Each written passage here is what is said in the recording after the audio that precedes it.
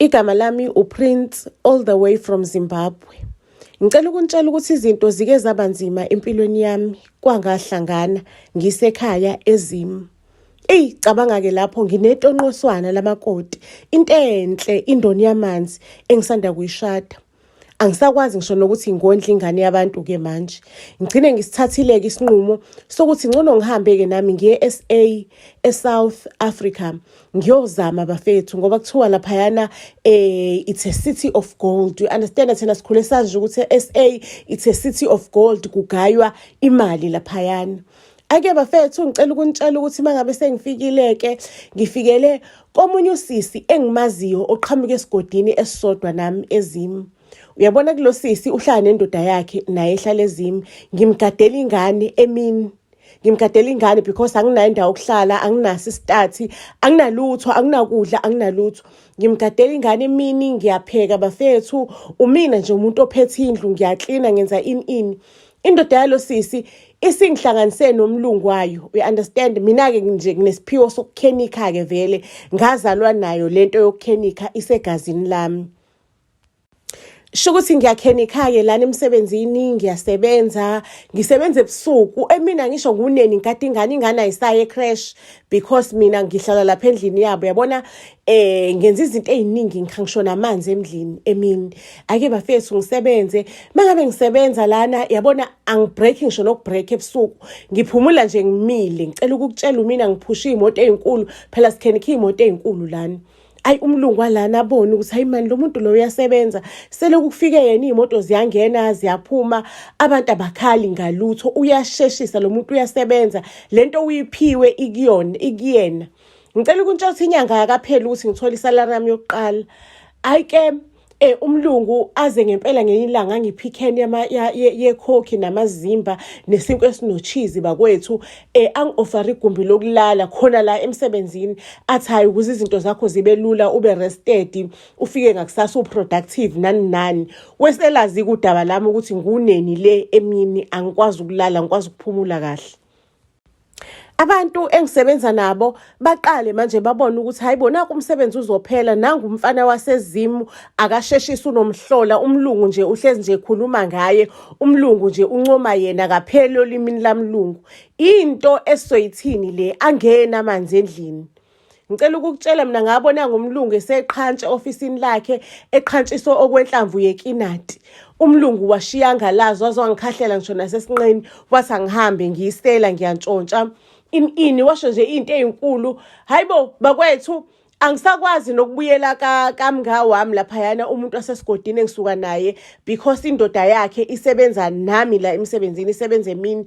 Ithi wena nje angifuni nami ukuxoxa emsebenzini ukuthi ngizothiwa ngihlangene nawe sitshotshele izinto lezo oyitshontshayo. Cabanga ke bakwethu, sengilala emgaqweni ke manje, angisanayo indawo engizoya kuyona, anginayo ngisho nanemali. Ayibo bakwethu, the streets are so cold. Kuyabanda emgaqweni, anginayo indawo yokuhlala. The streets are so cold and funny at the same time. Afani futhi because kunabantu asebe-acceptile ukuthi leli ikhaya, sihlala lana, siphila lana, ba-happy, bakubo, basemakubo, like baphila impilo yabo. We understand? Ngisakulobo buhlungu ke bokuthi hayibo sengihlala emgaqweni madoda, into ezothiwanike, ngizohamba kanjani ukuyofuna imisebenzi, ngizogeza kuphi, ithini iplan, kumele ngihlanganise iplan, nginobhopopwana ke la kumina, kumele ngicabanga ukuthi ngiba safe kanjani, sithini strategy sokusurvive la, kumele nje ngiride i-energy la erumini, kumele sengithe erumini la emgaqweni, kumele ngifunde impilo yakhona ukuthi ngizosurvive kanjani ukuze ngisave le tonqoswana le phone yami. Lavelane lakhala itonqosana lefoni yami. Mengabe ngilibamba omunye umjitha waseSoweto. Lo mjitha lona uthi yena wafika wakhanda imoto lapha ngakhanda ngokusheshsha, wabona ukuthi hayi man umine ngakhanda imoto nomlungu wengekho shona kuba khona. So uthi akafonele mina ke. Wayithatha nje inamba yami ethi ufuna ukungibonga kahle. Mina ngayitshela mhlawumbe ufuna ungithengela i-cold drink noma ufuna ungiphi ipha, azange wangifonela. But that day wangifonela wathi hayi ufuna ngimkhandele enye imoto yakhe. Wabona ukuthi ngiyasheshisa angifike lapha eKase Soweto ngizomkhandela. Hayi bafethu umina kumzukuzuku ngiyofuna u5 liter wokugeza. Bafethu isebusuka ngisho ngiwashe nengubo zami ngihengelo layinini fu ekseni sezomile. Ake ngempela-ke bafethu ngicela ukunazisa-ke ngifike-ke ngizokhanda imoto lapha eSoweto. Ngiyikhanda imoto, ngiyikhandela eminyango, bonke abantu bebhekile, bonke abantu bebukile. Ngicela ukunitshela, hhayi imoto ekudala yafa lapha, hhayi iduma imoto ihambe imoto isebenze. Angicela ukunitshela-ke ukuthi emva kwaloko hhayi abantu sekuyangena manje amakhastoma. Kuseringini yabo le ngikhandela khona emzini walo muntu, uyabona iringi. Ngicela ukunitshela ukuthi lo muntu lo asale sengiqashisa ukuthi hhayi enza wena la amakhastoma azongena, ngizokuqashisa mina lana, uzokhokha imali engaka ngenyanga. Angihlalise nakwakhe, angiqashise nangu-outside building yakwakhe. Hhayi bafethu, impilo iyahlangana-ke manje, impilo iyahlangana. Ngiyathola amakhastoma, hhayi ngiyabizwa ey'ndaweni ey'thini, ngiyabizwa kuphi. Kuthiwa hhayi nansi i-truck ifile ku-N3, i-truck ifile kuphi. Gijima, uya-understand, sengiyagijima, sengiyalandwa. Hayi bo, sengiyistatamiso, sengiyinto esebenzayo. Wonke umuntu useyalibona le thalente lami ukuthi hhayi sihlezi sihlangana no-bush makhenikha, kodwa wena uyayazi into oyenzayo. Sengisebenze enough-ke manje, ngi-well established angisho. Futhi ngineplani nephupho lokuthi ngifuna ukubuyela ekhaya, ngiqale ibhizinisi, ngibe umalume wey'ngane, ngiphinde futhi ngibe nebhizinisi engilenzayo. Ake ngempela ngicela ukunitshela ukuthi ngigoduke-ke manje ngibuyele ekhaya. Uma ngifika ekhaya inhliziyo yami imnandi, umoya wami upholile. Ngihambe ngiyobonga abazali bami emathuneni, ngibonga ukuthi ngiyabonga, ngiyababikela. Ngibonga ukuthi hayi ngiyabonga ukuthi ningikhusele ngihambe ngiyele e-SA.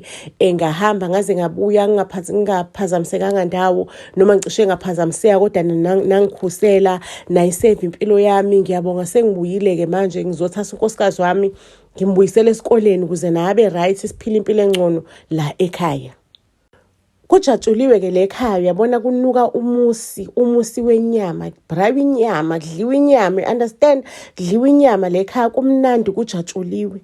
Hhayi-ke uyadla unkosikazi wami, nami ngiyadla laphayana, kumnandi nje, si-happy.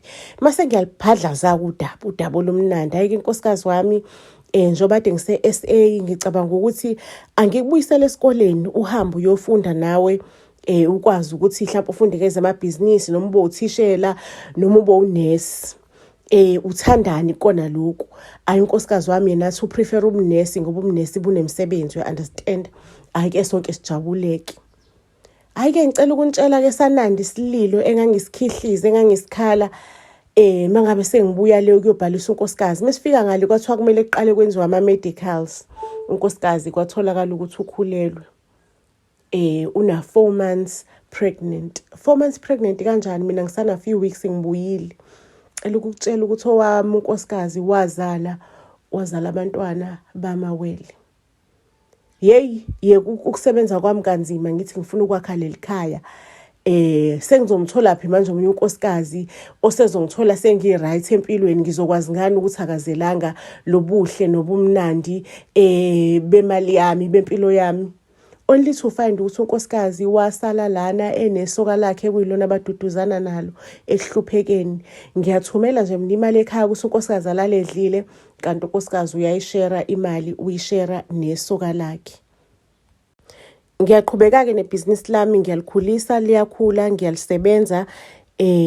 Sengize ngathola omusha kumakoti, sihlalisene sobabili, uthembakele kumina. Kumnandi nje, kufudumele ekhaya.